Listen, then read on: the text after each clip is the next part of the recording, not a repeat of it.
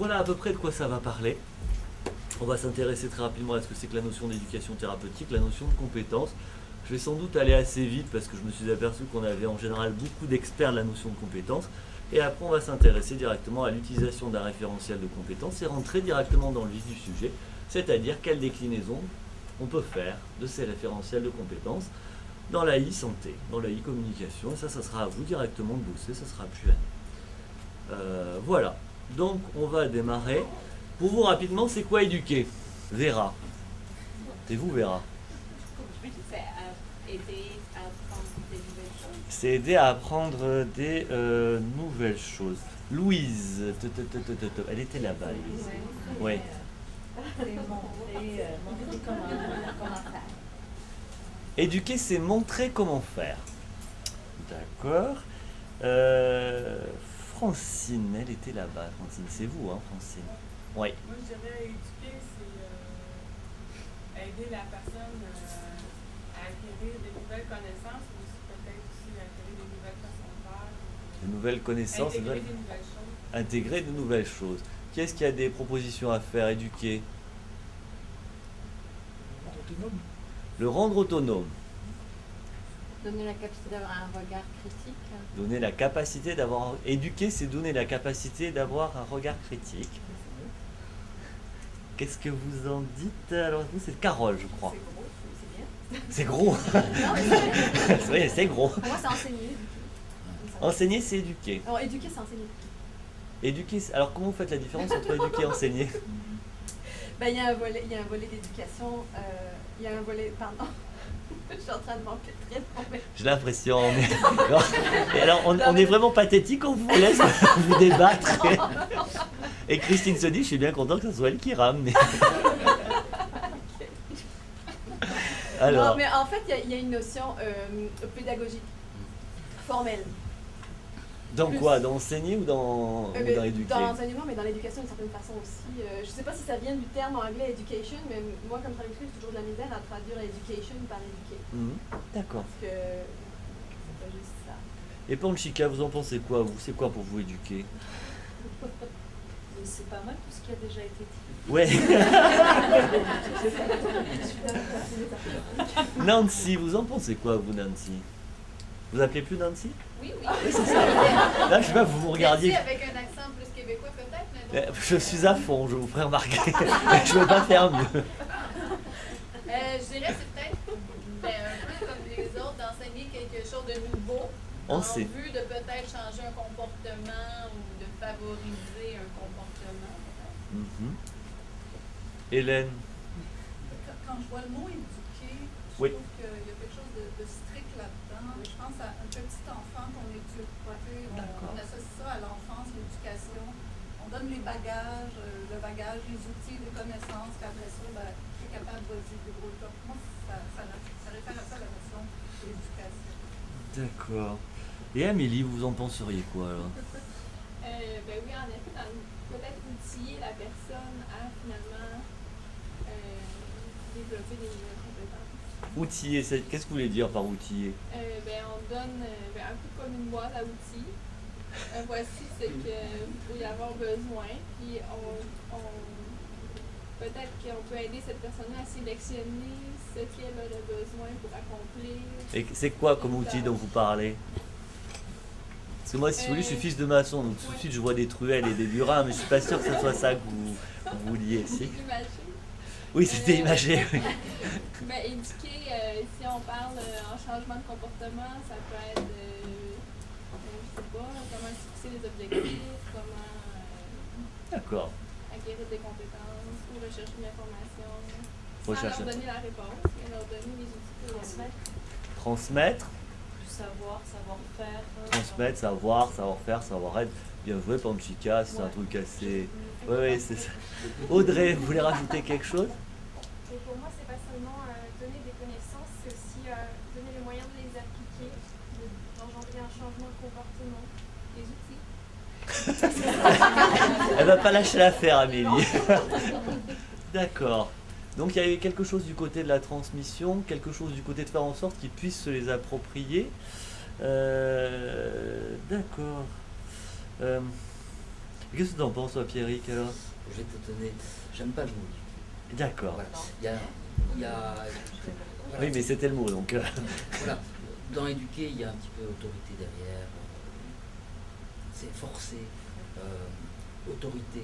Moi, je préfère enseigner, former, apprentissage D'accord. que éduquer. D'accord. Josiane, je n'ai plus qui c'était. C'était vous, Josiane. Oui. Mais moi, je suis dans la même ligne que Audrey. Il y a une question de transmission, d'information, de savoir-faire pour éventuellement créer un comportement émergent. Donc, en fait, si jamais je comprends bien ce que vous proposez, il y a quelque chose du côté de la transmission que vous soulignez, c'est-à-dire éduquer, on va transmettre des choses, on va transmettre où aller chercher les choses. C'est un peu ça que vous soulignez quand même. Alors, je ne vous cache pas que Freud avait déjà souligné ça il y a quelques années, la difficulté à définir l'éducation. Il avait d'ailleurs dit que ça faisait partie des indéfinissables et qu'on le définissait souvent par rapport à ses synonymes comme enseigné. Une fois qu'on devait les distinguer, on était très très vite empêtré, on essayait de trouver des petites choses, quelque chose d'assez délicat à définir. Donc en général, quand on est très embourbé dans ce genre de choses définitionnelles, qu'est-ce qu'on va faire? On va partir en étymologie, qu'est-ce que ça voulait dire avant? Avec deux racines. Éducare signifie nourrir des plantes, des animaux ou des hommes. C'est un processus exogène. L'éducation repose sur des apports extérieurs à l'individu. C'est tout simplement apporter de l'information, c'est nourrir, c'est ce que vous avez dit. On va apporter de l'information, on va donner des outils, voilà. On va alimenter. Il y a peut-être un deuxième point que vous avez peut-être un petit peu moins proposé, c'était la notion d'exducere, c'est-à-dire faire sortir des choses, faire sortir hors d'eux, conduire hors d'eux.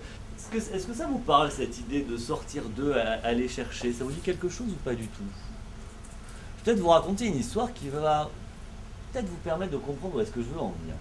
Pendant très longtemps, j'ai mis en place des programmes d'éducation thérapeutique que j'ai animés. Et la première de ces séances d'éducation thérapeutique, c'était des groupes de 4 séances, l'objectif c'était de prendre conscience de son propre trouble à travers le trouble d'autrui. En un mot, c'était un groupe de paroles dans lesquels les patients allaient pouvoir discuter et échanger. Mais il y avait une première consigne qui était « Racontez-moi votre dernière grosse crise d'asthme » parce que c'était des patients asthmatiques.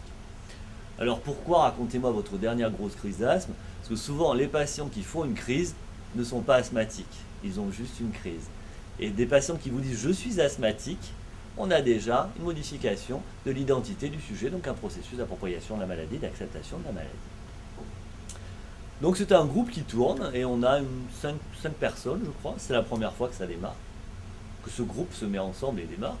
Donc il y a 2 dames qui parlent et puis après il y a Sylvain qui va parler. Sylvain, il est ingénieur agronome, il est en banlieue bordelaise, il élève des vaches, voilà, et il fait des céréales. Voilà, un garçon tout à fait classique sur lequel il n'y a pas vraiment de grand chose à dire. Et donc Sylvain nous dit, moi ma dernière grosse crise d'asthme c'était il y a à peu près 2 mois. J'étais en train de préparer les semis sur mon tracteur, donc il était sur le tracteur en train de préparer les champs. Et il dit, j'ai la gorge qui m'a gratté, le nez qui m'a piqué. Alors, j'ai fait ce qu'on m'a dit, j'ai pris mon bronchodilatateur d'effet immédiat, j'ai attendu 10 minutes, c'est pas passé. J'ai repris mon bronchodilatateur d'effet immédiat, j'ai attendu 10 minutes, c'est pas passé. Alors j'ai repris mon bronchodilatateur d'effet immédiat et j'ai attendu les secours. Alors les soignants qui sont dans la salle vont tout de suite reconnaître que c'est très rare que les patients parlent de bronchodilatateur immédiat. En général, ils vous parlent de ventoline. Mais lui, il nous parlait vraiment de... En fait, il connaissait parfaitement la démarche à suivre en cas de crise. La démarche qui avait été apprise dans un petit dépliant qui avait été donné, et il la connaissait parfaitement. Le seul problème, Carole, c'est que nous, quand on a rencontré ce monsieur, quand il l'a rencontré 1 mois et demi plus tôt, en fait, il parlait plus du tout. C'est-à-dire que la crise d'asthme avait tellement évolué que l'air ne passait plus. Il avait les bouts de doigts qui étaient un peu colorés, parce que l'oxygène passait plus déjà depuis un petit moment dans le sang. Donc c'était quand même très très curieux que ce monsieur ait géré cette crise d'asthme comme ça pour avoir un résultat pareil. Est-ce que tout le monde me suit ou pas là? Ouais. Alors à votre avis, qu'est-ce qu'il fait Sylvain quand il a une crise d'asthme? Sauf Marie-Claude qui a repiqué, donc forcément ça l'a eu hier. Qu'est-ce qu'il fait Sylvain quand il a une crise d'asthme? Amélie, vous êtes pile poil dans la diagonale, je suis désolé. Sylvain, c'est lui qui parle du bronco de la porte. Oui. Oui. Il sort son nucléaire, puis monsieur. Que vous êtes naïve, Amélie. Du parfum, Lise. Francine.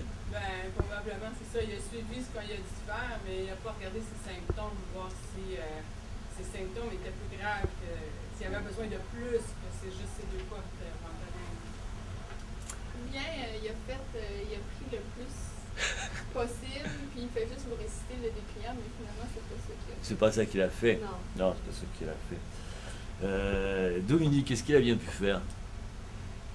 Il avait oublié son bronchodilatateur chez lui. Marc, en fait, tu as tout à fait raison, en fait, il fait rien. La première chose qu'il fait quand il y a une crise d'asthme, c'est du coping déni, c'est-à-dire qu'il fait comme si la situation n'existait pas. En pensant que si jamais vous modifiez votre perception du problème, le problème s'en va et c'est ce qu'il va faire pendant un certain laps de temps. Et puis au bout d'un moment, ça ne marche pas. C'est-à-dire que ne rien faire ne marche pas. Donc il va sortir son arme fatale. Donc il prend en fait un yaourt avec une cuillère à café de soufre, qui en général, il n'ingère pas correctement, ça part dans les bronches, et ça finit à l'hôpital. Vous savez pourquoi il fait ça? Tout simplement parce qu'il est ingénieur agronome et qu'il élève des vaches et qu'il a déjà expérimenté ce genre de traitement et il a juste adapté la posologie. Les vaches, si vous voulez, quand elles font une infection respiratoire, ça va faire une espèce de déformation de la cage thoracique avec des sifflements exactement comme la crise d'asthme.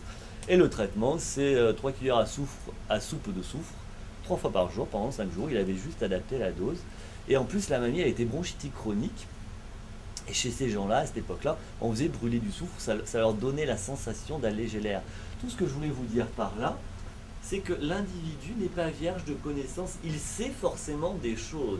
Et si vous n'allez pas chercher ce qu'il sait avant de transférer quelque information que ça soit, elle risque soit de passer à la côté, soit de rentrer dans ce qu'on appelle un phénomène de dissonance cognitive. C'est exactement ce qui s'est passé. Il vous raconte exactement ce que vous voulez savoir, mais ça n'a eu absolument aucune incidence sur son comportement. Donc comme quoi transférer de l'information tout en pensant que finalement la personne ne sait rien, vous allez passer complètement à côté de ce que vous vouliez faire. Ça c'est vraiment fondamental en éducation thérapeutique. Alors vous allez me dire, ça prend des fois beaucoup de temps. J'ai raconté hier l'histoire en fait d'une régulation en hôpitaux, donc sur des prises en charge d'équipes en éducation thérapeutique, où il y a des mises en place de programmes d'éducation thérapeutique au sein des équipes. Et donc là, toute l'équipe avait été formée. Et il y avait une interne dans cette équipe qui était un peu plus maligne que les autres. Mais vraiment, elle était super futée. Elle avait tout de suite pigé l'éducation thérapeutique. Elle était très vite rentrée dedans. Et donc j'étais là-bas pour faire de la régulation. Donc j'arrive là-bas. Et ils étaient occupés, ils étaient en staff. Et au moment où j'arrive, je m'installe. Et il y a une dame qui arrive aussi dans la salle d'attente et qui est super agitée, bronchique. Elle se lève, elle s'assoit, elle se relève, elle attrape un papier, elle repart, elle revient, elle remonte, elle redescend dans le sac, elle va aux toilettes, elle revient, elle arrange la... Ça dure comme ça, elle fait vraiment quelque chose à vous donner le tournis. Et puis tout à coup, l'interne arrive, celle qui est un peu futée. Et alors là, la dame qui était assise à côté de moi se lève, se rue sur elle, elle prend un papier, elle lui dit « Docteur, j'ai les examens que vous m'avez demandé, j'ai les résultats, qu'est-ce que vous en pensez ?» Qu'est-ce que va faire l'interne? Qu'est-ce que fait l'interne? Du boulot? On va ouvrir. Suivez-moi dans mon bureau, on va aller regarder ça ensemble. Pas loin. Hélène, vous êtes dans la diagonale, je suis désolé. Je vais changer après, ça va tomber sur Claire. Préparez-vous, Claire. Je suis embêtée, je sais pas. Il faut dire qu'on c'est un contexte français. Bien joué, Hélène. Claire, qu'est-ce qu'elle a bien pu faire, cette interne? Vous appelez plus Claire? Lise? Non, si Claire. Vous appelez pas Claire? Oui. Non, Guylaine. Guylaine, mais j'ai noté Claire. En fait, ici, interne, ça se traduit par résidente. Ah, résident. Voilà. Résident. Interne, c'est pas pareil. Merci, Marc. Alors, Guylaine? J'aurais validé mon statut, puis ensuite j'aurais dit associé. D'accord. L'interne, elle va juste lui rendre le papier, elle va lui dire « Et vous, vous en pensez quoi ?» Et vous, vous en pensez quoi? Vous avez lu le papier, il y a les normes, il y a les chiffres qui ont été notés, il y a les valeurs à côté. Vous, vous en pensez quoi? Qu'est-ce qui s'est passé? Juste reconnaître qu'elle sait quelque chose. Et avant d'asséner des informations, avant de transférer des informations, partir de ce qu'elle sait, elle sait forcément des trucs.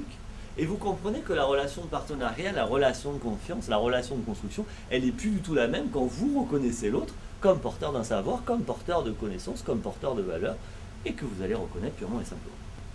Donc comme vous voyez là, dans la définition de l'éducation thérapeutique, on a quelque chose du côté de la sensibilisation et de la formation avec la notion de compréhension. Donc on a une grosse part d'information en éducation thérapeutique, on a une grosse part de communication, mais bien sûr c'est beaucoup plus large que la communication.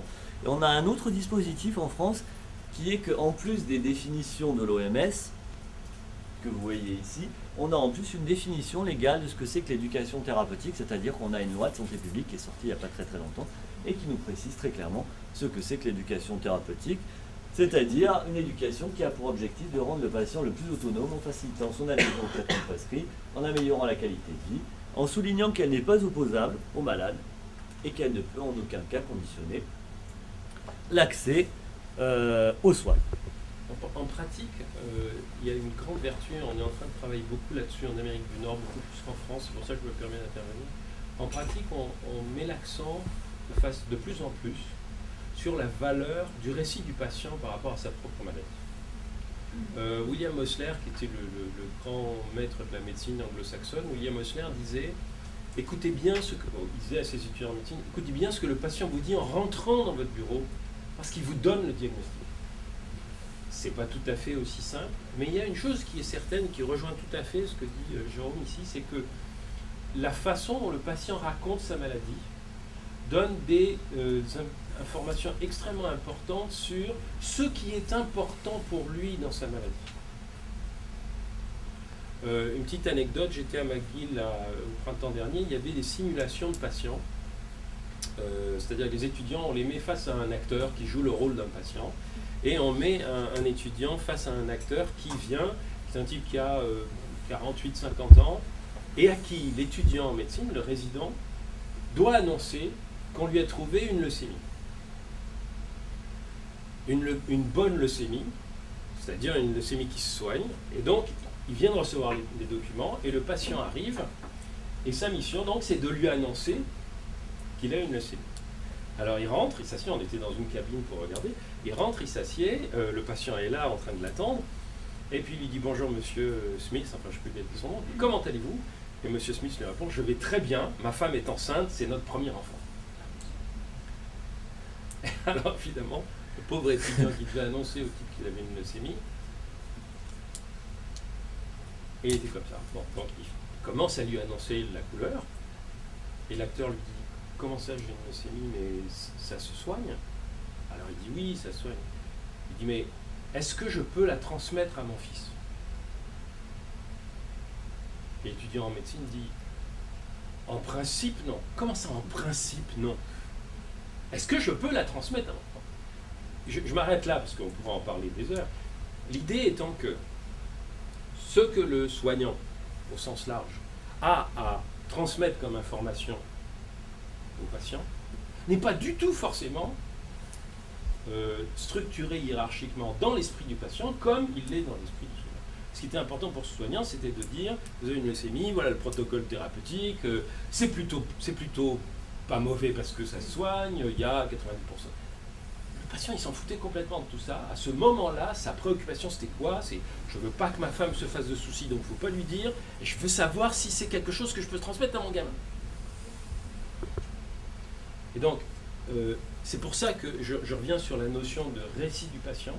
Le patient, quand il raconte son histoire, vous indique, et ça on apprend à l'écouter, c'est pas quelque chose qu'on entend tout de suite, mais qu'on finit par comprendre, il vous indique quelles sont ses valeurs. Et ce sont ces valeurs qui vont conditionner, comme dans l'histoire du patient asthmatique qui prenait le traitement qu'il donnait à ses vaches, ce sont ces valeurs qui vont conditionner, premièrement, la manière dont il perçoit la façon dont il devrait se soigner et ce qui est prioritaire pour lui. Et deuxièmement, la valeur relative des informations que vous allez lui apporter. Parce qu'effectivement, si elle rentre en conflit avec ses valeurs propres, et si ces conflits n'est pas discuté, n'est pas mis à plat, n'est pas discuté par le soignant avec le patient pour voir s'il y a un conflit ou pas, il va le mettre de côté. Dernier exemple, pour vous illustrer ça, à une époque, je traduisais les bulletins des médicaments essentiels de l'OMS, et il y avait des témoignages de soignants de terrain, c'est-à-dire ça pouvait être des infirmiers, ça pouvait être des assistants de santé, enfin c'était pas des médecins, qui allaient dans des coins extrêmement reculés pour enseigner par exemple aux mères comment faire en sorte pour se débarrasser des amibes qu'il y avait dans l'eau, qu'elles mettaient dans le biberon ou qu'elles donnaient à leur enfant. Et disait, dans certains villages des Andes, si vous vous amenez en disant il y a des amibes dans l'eau, les gens, ils savent pas ce que c'est que des amibes.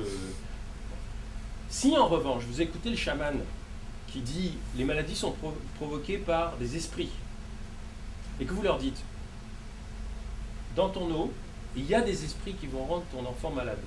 Il y a un moyen très simple de chasser les esprits, c'est de faire bouillir l'eau.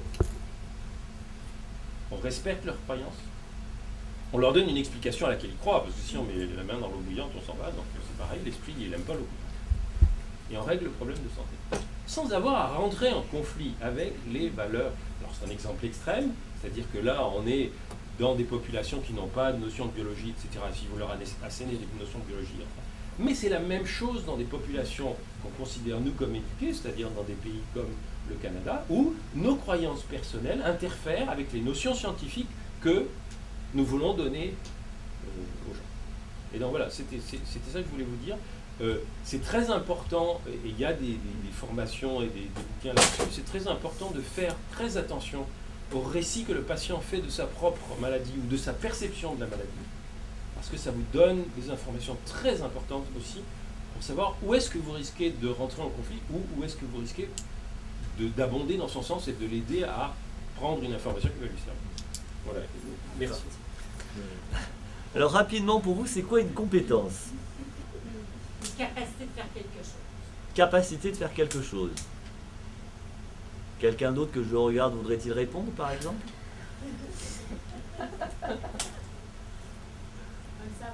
Un savoir. Je dirais comme l'amalgame des deux, c'est le savoir qu'on a, puis c'est comme d'être capable de le mettre en pratique, de l'utiliser. L'utiliser. Utiliser la connaissance dans le bon contexte et utiliser les bonnes ressources qu'on connaît. Dans le bon contexte, dans les bonnes ressources. La capacité de bien faire quelque chose. Et c'est quoi pour vous une performance alors? Mais c'est une... Non, mais c'est... c'est pas le sujet, bien, bonne réponse. Dans la performance, il y a du rendement. Dans la performance, il y a du rendement. Une habileté. Une habileté. Une légitimité. Une légitimité. Oui, je vous en prie, Sabrina. Mais peut-être un amalgame des aptitudes et connaissances nécessaires dans un domaine donné. Dans un domaine donné.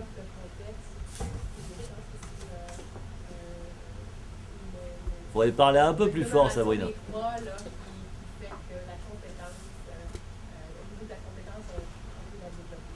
D'accord.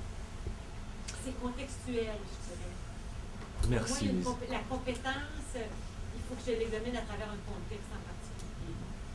Alors, parce que je peux avoir des habiletés, mais que je ne peux pas nécessairement les transférer dans un autre contexte. Alors, la compétence, elle doit être encadrée dans un milieu ou dans un contexte. Bon, alors, on va pas tourner en rond pendant très longtemps. Alors, je vous cache pas que ça a été très intéressant pour moi de travailler là-dessus. Je travaille beaucoup sur la notion de compétence et j'ai été très très surpris de la différence qu'on peut trouver entre les Québécois et les Français là-dessus, où chez nous ça fait pas si longtemps que ça qu'on est en train de s'énerver avec ces concepts-là, alors que chez vous c'est vraiment très très facilement rentré.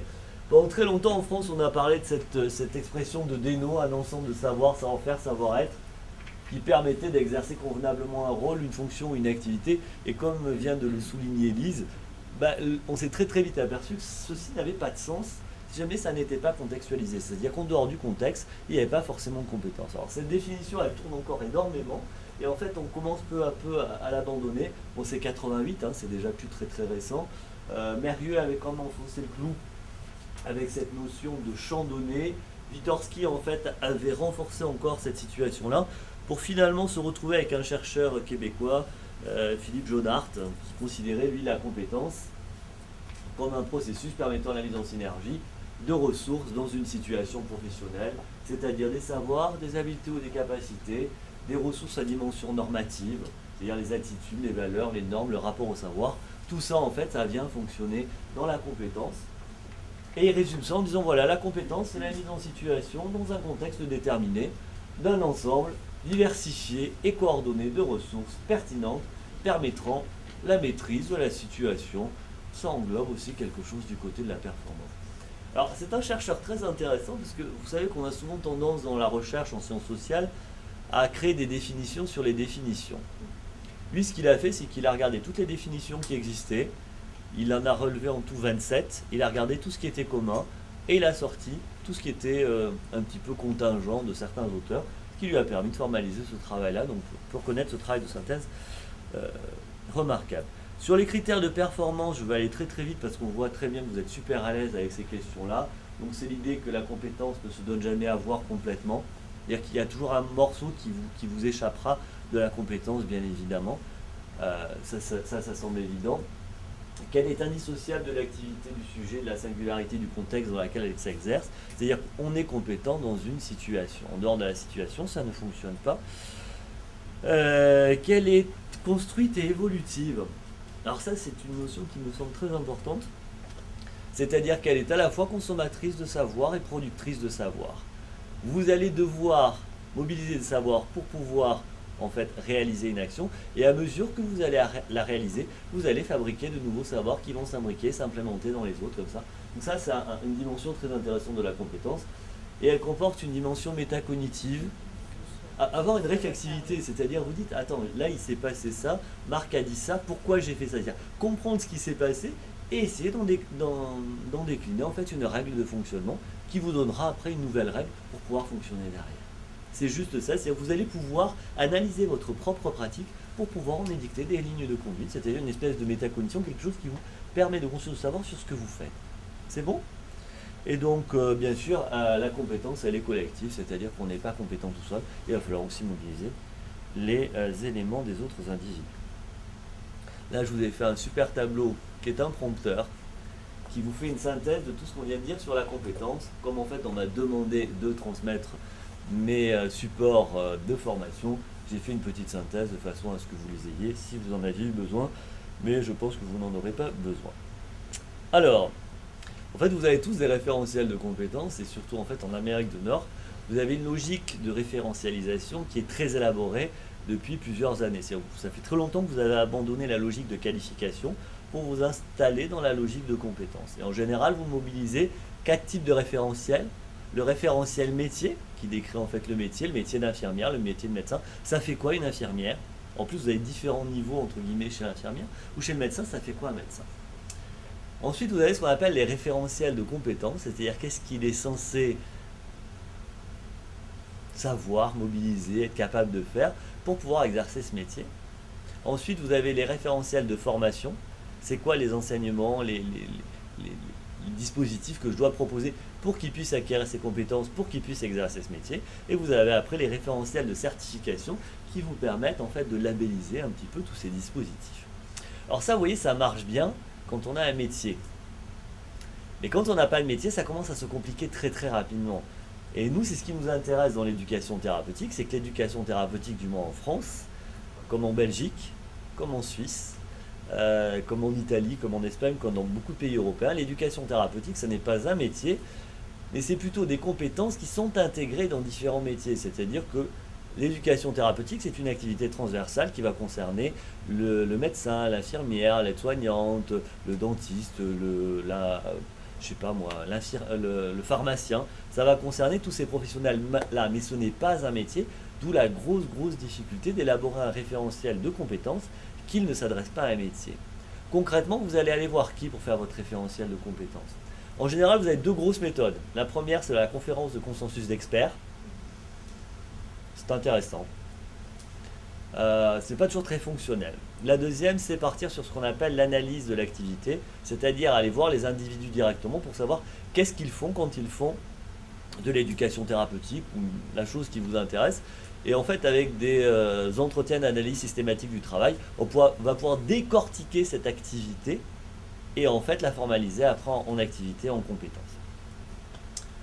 Donc qui est-ce que vous iriez voir pour faire un référentiel de compétences en éducation thérapeutique? Toi. Non. Bien joué. Moi, j'irais voir des associations de patients. Bien joué. Qui d'autre?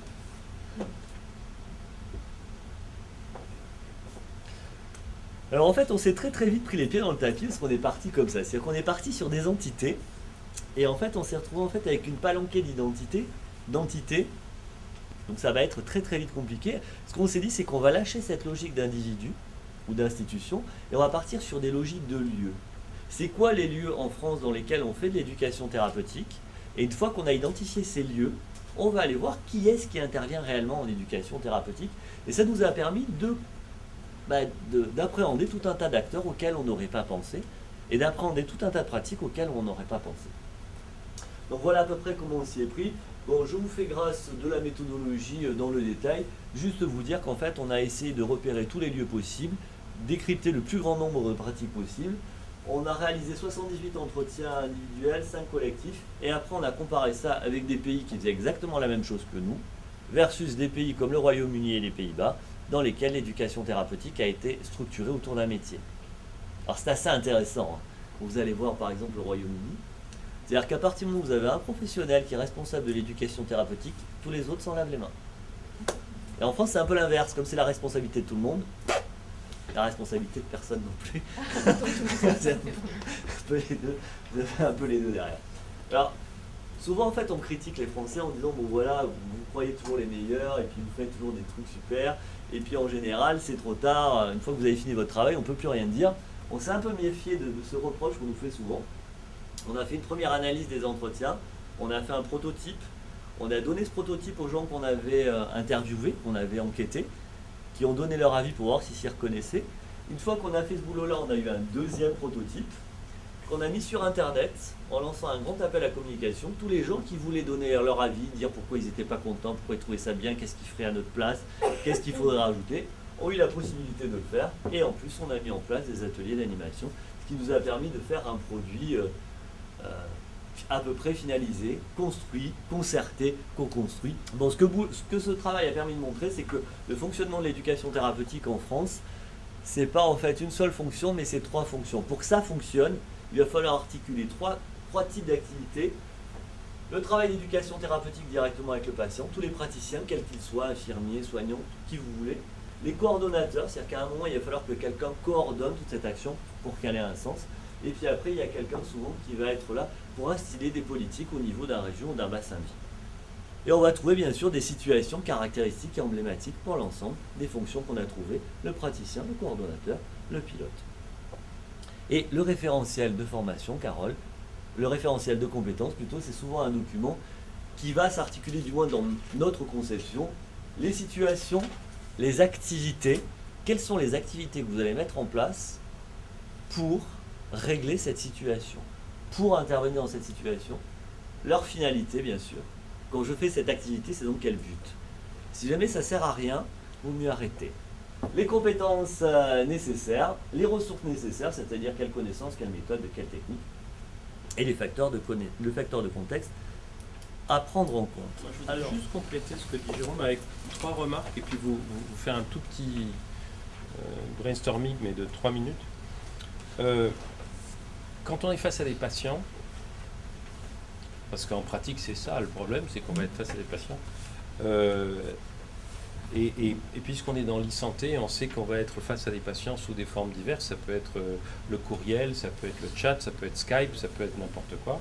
Et moi je crois qu'il y a une question qu'il faut se poser, et qu'il faut poser aux patients d'une manière ou d'une autre, c'est quel est votre mode de communication préféré? Parce que si vous proposez, et il faut se poser la question de savoir quel est le nôtre aussi. Par exemple, moi, pendant très longtemps, j'étais infoutu capable d'appeler quelqu'un au téléphone si je ne connaissais pas la personne qui était en face. Je ne pouvais pas lui demander quelque chose si je savais qu'elle ne savait pas qui j'étais. Bon, après, quand je disais je suis le docteur machin, c'était plus facile, mais parce que ça me donnait une sorte de poids, mais j'avais ce blocage qui est d'ailleurs fréquent chez beaucoup de gens. C'est difficile de téléphoner à quelqu'un qu'on ne connaît pas et qui ne vous connaît pas pour lui demander quelque chose. Paradoxalement, c'est plus facile de lui écrire par courriel, parce qu'il n'y a pas de contact direct. Donc, la première question que vous devez vous poser toujours, c'est quel est le mode relationnel préféré de ce patient? Et si vous ne le savez pas, dites-lui, est-ce que cette forme de communication vous convient, ou est-ce que vous en préféreriez une autre?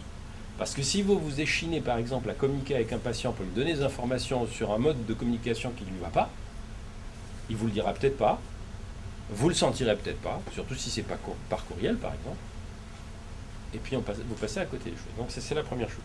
La deuxième chose, qui est aussi très importante, c'est il faut essayer d'apprécier et toujours garder à l'esprit, même si ce n'est pas quelque chose qu'on peut aborder tout de suite, quel est le degré de confidentialité que le patient vous demande. Et il peut ne pas être conscient de ce degré de confidentialité. Je vous donne un exemple. Moi, j'avais beaucoup de questions. Pendant très longtemps, j'avais des questions sur la contraception. Et j'ai découvert que, par exemple, je recevais une question. Est-ce que vous pouvez me dire si telle pilule est dangereuse dans telle situation, etc. Puis, au début, je répondais directement. Après, j'ai pris l'habitude de dire, est-ce que vous pouvez m'expliquer pourquoi vous me posez cette question précise? Parce que parfois, j'avais la surprise de constater que la personne qui posait la question n'était pas la personne concernée. Par exemple, c'était la fille de 14 ans d'une femme maghrébine, parce que c'était en France, qui ne tapait pas sur l'ordinateur, sur l'Internet, qui ne voulait pas aller le demander à son médecin, et qui avait demandé à sa fille de poser la question au type qui lui répondait aux questions là-bas, je ne sais pas où. Donc, est-ce que la question vous concerne, vous? Est-ce que vous êtes l'intermédiaire pour la question? Surtout si c'est dans des modes de communication indirects, vous n'êtes pas au téléphone, etc. Pour qui me posez-vous la question? Parce que c'est peut-être pas la même. Je vais peut-être pas vous donner une réponse adaptée si je ne sais pas à qui je réponds. Et aussi, je vous donne une réponse. Quel est le degré de confidentialité que vous voulez? C'est-à-dire, jusqu'à quel point est-ce que vous êtes prêt ou prête à me donner des informations sur vous, surtout quand il s'agit quand il s'agit de communication indirecte comme le courriel, ou etc. Mais ça peut être vrai en entretien. Hein. Moi, je pars de l'idée, enfin, c'est une idée sur laquelle je travaille depuis très longtemps, c'est que les soignants n'ont pas, pour des raisons éthiques, n'ont pas à exiger de connaître tous des gens qui sont en face d'eux. Ils n'ont pas à leur demander de dire la vérité. On n'a pas besoin de connaître le nom, l'identité, le statut, etc. des gens pour les soigner. Et on n'a pas à l'exiger non plus. Parce qu'ils peuvent très bien vouloir se faire soigner sans dire des choses. Ça ne veut pas dire qu'on ne peut pas les soigner. Et ce n'est pas une condition pour les soigner. Parce qu'autrement, ça veut dire que nous leur dictons les conditions dans lesquelles nous sommes confortables pour les soigner. Non. Non, ils doivent pouvoir nous mentir sur certaines choses. Le plus souvent d'ailleurs, ce n'est pas sur les choses... Regardez l'exemple que nous a donné Jérôme tout à l'heure. Le type qui disait oui, quand je fais une crise, je fais ça. Ben non, c'était pas vrai. Il y a un très bon épisode de House aussi là-dessus, sur le fait qu'un type dit j'ai été mordu par un serpent, ils essayent de le soigner avec du venin de serpent, il n'a pas du tout été mordu par un serpent, il a été mordu par son chien, qui a mordu déjà des gens 2 fois, et s'il dit qu'il a mordu une 3e fois, on va le tuer le chien. Donc il ne dit pas que c'est son chien. Et du coup, il manque de claquer parce qu'il n'a pas dit que c'était son chien qui l'avait mordu. Vous voyez, le problème, il est là. C'est toujours garder à l'esprit que les gens peuvent ne pas nous dire la vérité. Et qu'on est quand même obligé de les soigner et de se dire, peut-être qu'il ne me dit pas tout. Peut-être que je ne peux pas exiger de lui qu'il me dise tout, mais que je peux essayer de comprendre pourquoi il ne me dit pas tout. La 3e remarque que je voulais faire, c'est qu'il faut, de la même manière que Christine l'a soulevé tout à l'heure, il faut absolument se poser la question, quand nous intervenons de façon directe ou indirecte avec des patients, est-ce que c'est notre mode de communication favori? Moi, je suis très à l'aise dans les courriels, dans le chat. Si un patient me demandait de parler sur Skype, ça ne me poserait pas de problème. Je sais qu'il y a des soignants qui ne sont pas à l'aise avec le chat, qui ne sont pas à l'aise avec le courriel, qui ne sont pas à l'aise avec Skype. Il faut bien entendu en tenir compte, c'est-à-dire pas forcément les forcer à faire quelque chose comme ça s'ils ne sont pas à l'aise, mais au contraire exploiter leur capacité dans d'autres méthodes de communication. Et je voudrais terminer donc par mon petit test. Je vais vous donner 3 exemples de messages que j'ai pu recevoir pendant 10 ans. Et je vais vous demander quel est le point commun entre ces 3 messages. Le premier type de message, c'est « J'aimerais avoir des renseignements sur telle maladie. Connaissez-vous, docteur, connaissez-vous la maladie de truc-muche machin? Est-ce que vous pouvez m'en dire plus? Comment ça se soigne, etc. » Le deuxième type de message, c'est « J'aimerais changer de traitement. » Moi, le plus souvent, c'était « J'aimerais changer de contraception. Je ne supporte pas ma pilule. Il faut que je change de pilule. Qu'est-ce que vous me conseillez? » La 3e question, c'était « Je cherche un spécialiste ou un service hospitalier qui s'occupe de ça. »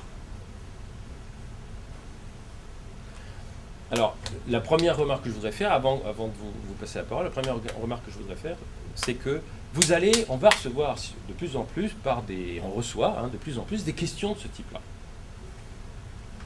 Hier, il a été dit à la table ronde quelque chose de très important, c'est notre collègue pharmacien qui l'a dit.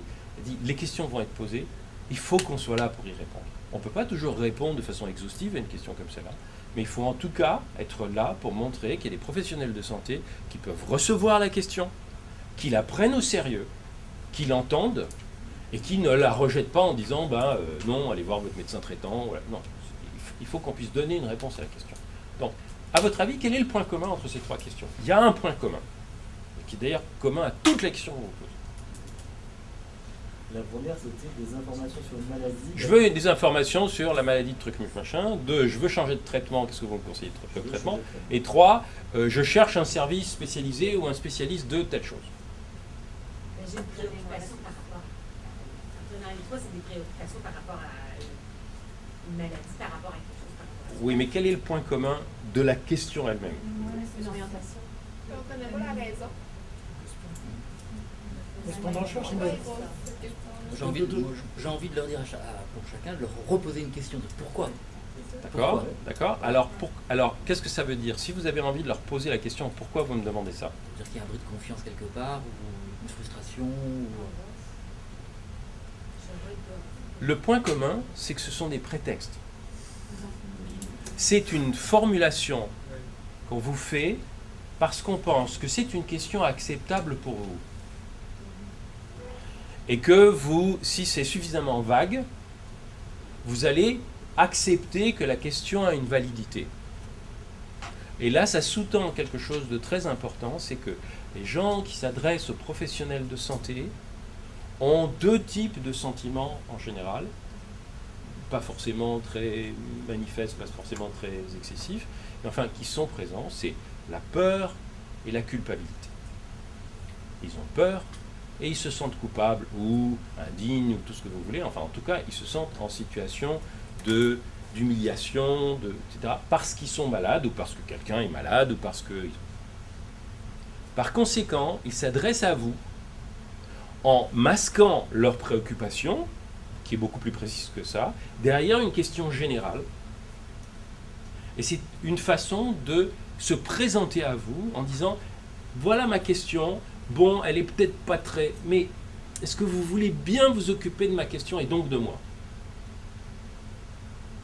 Ce que je veux dire par là, c'est que c'est peut-être pas nécessaire de vous focaliser sur la question. C'est plus important, effectivement, de dire « Est-ce que vous pouvez vous présenter un peu ? Est-ce que vous pouvez me raconter votre histoire ?» Moi, quand j'étais en consultation, avec les gens rentraient, la phrase que je disais 2 phrases. Je disais « Qu'est-ce que je peux faire pour vous ?» Et après, je me suis rendu compte que c'était même encore un peu trop directif. Donc après, à la fin de ma pratique médicale, j'ai terminé en 2008 et puis depuis je ne pratique pas parce que je suis ici, mais à la fin de ma pratique médicale, la question que je posais, je ne disais pas de questions, en fait, je ne posais pas de questions, je m'asseyais, je faisais asseoir les gens, je m'asseyais et je leur disais « Racontez-moi ». Tout le monde comprend. J'ai jamais vu personne ne pas me raconter quand je dis « racontez-moi ». Mais du coup, ça leur permet de dire exactement pourquoi ils sont là. Parce que si vous leur dites « racontez-moi », ça veut dire « parlez-moi de vous et de la raison pour laquelle vous êtes là ». Donc c'est juste si vous voulez, une petite réflexion que je vous fais pour bien que vous gardiez à l'esprit que nos compétences et la façon dont on met en œuvre nos compétences sont importantes, mais in fine, de façon très pratique, on va être obligé d'utiliser un langage qui est un langage extrêmement simple, extrêmement direct, pour permettre justement aux personnes qui sont en face de nous d'être eux aussi directs et de ne pas tourner autour du pot pour essayer de voir si c'est acceptable qu'ils nous présentent leurs problèmes. Si vous leur dites « racontez-moi », implicitement ça veut dire « bah oui, dites-moi qui vous êtes, qu'est-ce qui vous est arrivé, etc. » C'est acceptable. Quoi que vous ayez à me raconter, c'est acceptable. Voilà, c'était juste ça que je voulais vous dire, parce que ça replace un petit peu tout ce qu'on a dit dans un contexte plus immédiat. Si vous avez des questions, je ferai d'y répondre, mais vous avez peut-être envie de rentrer chez vous. Au niveau du timing, On est bien. On est bien, oui, c'est bon. Il reste 10 minutes encore. Moi, j'aurais une petite question. Est-ce que le fait que les gens le formulent, c'est sûrement pas que ça, mais qui formule une question un peu générale, c'est aussi parce qu'ils ont intégré l'idée qu'on ne peut pas faire de la consultation en ligne. Parce que je regardais, il y a par exemple des forums créés par des médecins ici, comme le forum Elodoc, et à chaque fois que les gens posent une question comme ça très précise, où j'ai telle problématique, etc., on leur dit on ne peut pas faire de la consultation en ligne. Et alors du coup ils reformulent, et puis du coup ils arrivent à des questions aussi un peu. Est-ce que ça se pourrait que les gens aient intégré ça aussi? C'est absolument vrai, c'est-à-dire que plus vous êtes restrictif, et ça rejoint exactement ce que je viens de vous dire, plus vous êtes restrictif dans votre approche a priori en disant non, on ne fait pas de consultation en ligne, et plus les gens vont précisément prendre du recul, mais aussi plus ils vont tourner autour du pot. Et à mon avis, c'est une mauvaise méthode. Il vaut mieux, de mon point de vue, créer deux types d'interaction. Les forums dans lesquels on dit dans les forums, on ne donne pas, pour des raisons de confidentialité, et ça on peut l'expliquer et les gens vont comprendre, nous préférons répondre à des questions générales dans les forums. Si vous voulez poser des questions spécifiques à ce moment-là, créer des adresses de gens qui sont là pour répondre à des questions spécifiques, ils vont le faire de personne à personne, qui vont donc établir, alors ça peut être soit par courriel, soit par chat. Je donnais l'exemple hier, moi quand j'ai un problème avec Bell, j'en ai plus, je suis plus chez Bell, mais quand j'avais des problèmes avec Bell, personnellement ça me stresse de prendre le téléphone et d'appeler, et puis d'attendre. Vous voyez, un quart d'heure, 20 minutes, attendez, on va vous prendre. Non. Qu'est-ce que je faisais? J'allais sur le site et je chattais. Et le chat, pour des raisons que je ne comprends pas, mais en 3 minutes, j'avais toujours quelqu'un. Moi, ça ne me pose pas de problème de poser des questions par chat. Et je sais que c'est personne à personne. S'il y avait eu du Skype, je n'ai pas besoin de Skype en l'occurrence. S'il y avait eu du Skype, j'aurais été ravi de faire ça par Skype. Parce qu'en plus, vous avez quelqu'un en face de vous, vous voyez sa tête, il voit votre tête, tout ça. Bon. Il se passe beaucoup de choses dans la communication visuelle, dans le visage. Vous voyez, si quelqu'un est angoissé, surtout dans le domaine de la santé, vous voyez que ce n'est pas la même chose d'avoir affaire à quelqu'un face à face ou de l'avoir. Et donc, plus vous êtes restrictif dans votre manière de recevoir les questions, en disant on ne fait pas de consultation, et plus vous allez avoir des questions générales. Le risque, c'est pas, si vous voulez, le risque il est double. Le risque il est qu'on est surchargé de questions générales auxquelles on ne peut pas répondre parce que les gens ne peuvent pas exprimer ce qu'ils vont. Et deuxièmement, les gens sont frustrés. Ils sont frustrés parce qu'ils disent ouais, ils nous disent qu'ils peuvent répondre aux questions, mais ils ne veulent pas répondre aux questions qui nous intéressent. Les patients, ils ont des questions très précises.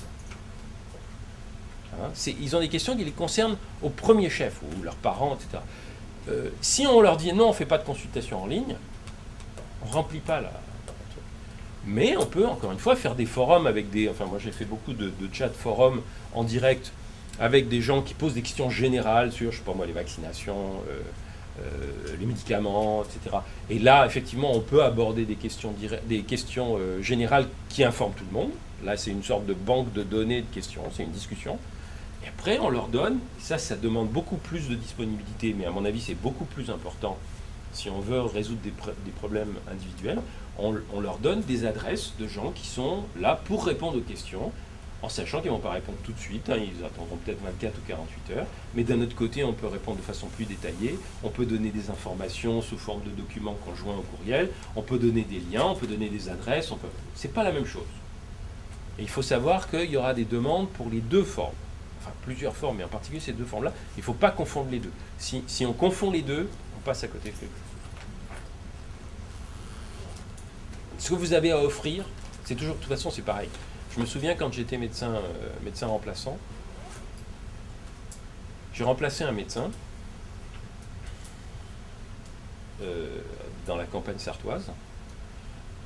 Sa salle d'attente, c'était des mauvaises chaises en plastique bancales.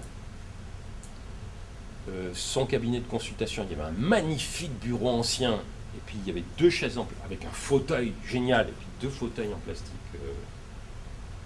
devant pour les patients. Et sa table d'examen, bon, d'accord, c'était dans les années 80, mais quand même, sa table d'examen, le drap, il n'était pas changé plus d'une fois par semaine. Est-ce que vous aviez envie d'aller chez ce médecin? Non. Et moi, j'ai pas eu envie de le remplacer plus d'une journée. Ou d'une journée, et vous voulez que je le remplace toutes les semaines? J'ai dit non. Bon. Ce que vous proposez à l'avance conditionne la façon dont les gens viennent vous voir. Donc forcément, si vous faites des propositions de services sans vous poser la question de savoir qui vous sélectionnez par ces propositions de services, il y en a que vous allez éliminer sans vous en rendre compte. D'où la nécessité de bien examiner quels sont tous les services que vous pouvez proposer de façon à pouvoir toucher le plus grand nombre de gens possible en fonction de leurs affinités personnelles.